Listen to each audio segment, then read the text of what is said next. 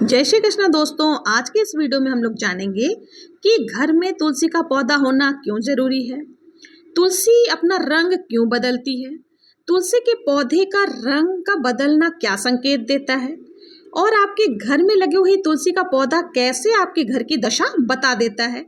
और बार बार बहुत सेवा के बावजूद आपकी तुलसी सूख रही है तो उसका क्या कारण हो सकता है, तुलसी के सूखे हुए पौधे से या तुलसी की सूखी हुई लकड़ी के क्या उपाय होते हैं, इन सब चीज़ों के बारे में आज इस वीडियो में बात करेंगे।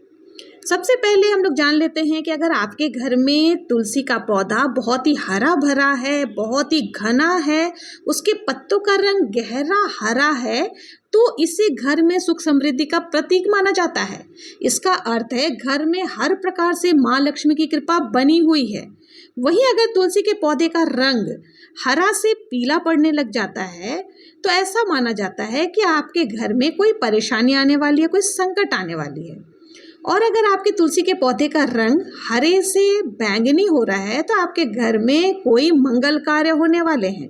बहुत सेवा के बावजूद भी कई बार आपने देखा होगा कि घर की तुलसी सूख जाती है, तो कई लोग सोचते हैं हाय राम, अब तो लक्ष्मी हमारे घर आएगी नहीं, पर ऐसा नहीं होता है। तुलसी कई कारणों से सूखती है। कई बार क्या होता है कि किसी ने अगर हम पर कोई तंत्र विद्या की है, कोई जादू टोना किया है या कुछ भी इस प्रकार की नेगेटिव चीज़ की है तो वो तुलसी माता अपने ऊपर ले लेती है। इसलिए हमें तुलसी का पौधा घर में जरूर लगाना चाहिए। अगर हमारा ऊपर किया हुआ तंत्र बाधा तुलसी जी ले लेते हैं जिस कारण से वो सूख जाती है। एक कारण तो ये हो सकता है, तो आपको घबराना नहीं है। आप तुलसी को जड़ समेत उखाड़ लें और उसके जड़ को संभाल करके रख दें और तुलसी से मंजरी जो है सूखी हुई उनको हटा लें। और हमें यहाँ क्या करना है, तुलसी की लकड़ियों से एक दीपक की बाती बनानी है। और अगर आप दीपक की बाती, आपके पास कच्चा सूत है तो आप उससे बना सकते हैं। अगर आपके पास कच्चा सूत नहीं है, कच्चा सूत को लपेट करके आप बाती बना लें। अगर कच्चा सूत नहीं है तो आप रुई की भी बाती बना सकते हैं। आपको रुई की बाती बना लेनी है और आपको देसी गाय का घी लेना है। अगर आपको देसी गाय का घी मिल जाता है तो बहुत ही बढ़िया है, उससे आप बाती को अच्छे से भिगो लें। और अगर आपके पास देसी गाय का घी नहीं है तो आप तिल का तेल भी ले सकते हो, ऑप्शनल है। तिल का तेल आप डाल करके फिर हमें इस दीपक को प्रज्वलित करना है। और इस दीपक को आपको कब प्रज्वलित करना है, आपको कार्तिक के महीने में शुक्ल पक्ष की जो त्रयोदशी तिथि आती है, प्रदोष का जब व्रत आता है, तो उस दिन इस दीपक को प्रज्वलित करके आपको कहीं किसी भी मंदिर में जाके प्रज्वलित करनी है। अगर किसी मंदिर आप नहीं जा सकते तो आप अपने घर के मंदिर में ही इसे प्रज्वलित कर लें। आप देखेंगे आपके जीवन के जितने भी पाप हैं वो खत्म हो जाएंगे और इस दीपक को प्रज्वलित करने से आपको 1000 गुना फल की प्राप्ति होती है।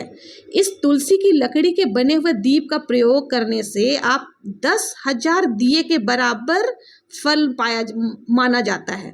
मतलब आप 10,000 दिए जलाएंगे उसके बराबर ये एक दीपक होता है। तो सोचिए आप तुलसी की लकड़ी की महिमा कितनी ज़्यादा है।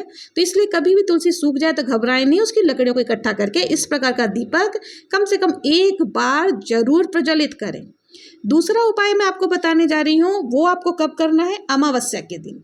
आपको तुलसी की लकड़ी ले लेनी है और एक लोटा में जल आप रख लें और उस लोटे के जल में आपको तुलसी की जो लकड़ियां हैं उसको घुमा लेनी है, उसमें डालकर छोड़ना नहीं है, उसको घुमा लें और उस जल से आपको स्नान कर लेना है। आप देखेंगे शिव महापुराण की कथा कहती है जितने वर्ष में सोमवती अमावस्याएं पड़ती हैं, शनिचरी अमावस्याएं पड़ती हैं, सारे अमावस्या का पुण्य उस इंसान को मिल जाता है जिसने जीवन में एक बार तुलसी की लकड़ी वाले जल से स्नान किया है। तो आप भी ये प्रयोग जरूर करें।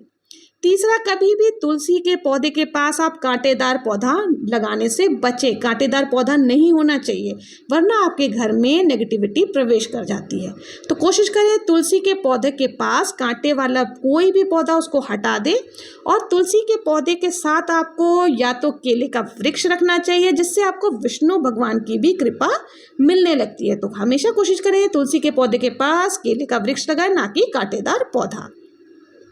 तुलसी के पौधे अगर आपके सूख गए तो उसका एक और उपाय बता रही हूँ। आप उसकी लकड़ियों को ले लें और उस लकड़ियों से आपको क्या करना है, ठाकुर जी का भोग बनाना है।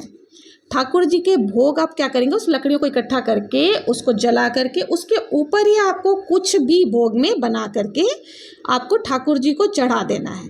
मान्यता है कि अगर आप इस प्रकार से तुलसी की लकड़ियों पर प्रसाद बना करके ठाकुर जी को चढ़ाते हैं तो ये प्रसाद 1000 वर्ष के भोग के बराबर माना जाता है। तो इसलिए तुलसी की लकड़ी बहुत उपयोगी है, उसको कभी भी फेंके नहीं।